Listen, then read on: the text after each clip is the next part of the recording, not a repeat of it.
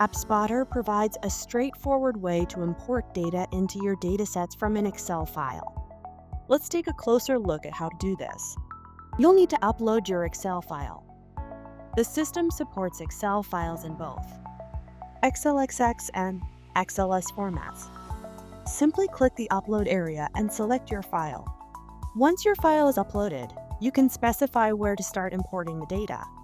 By default, the import starts at row 1, but you can adjust the start row number if necessary.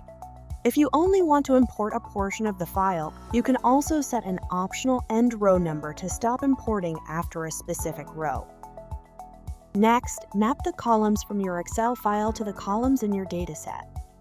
Enter the Excel column name and the corresponding column name in your dataset.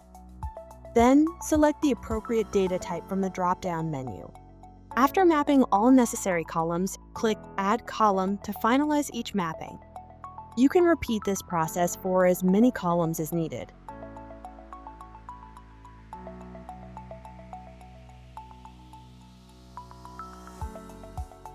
Once all your mappings are complete, you're ready to import your data.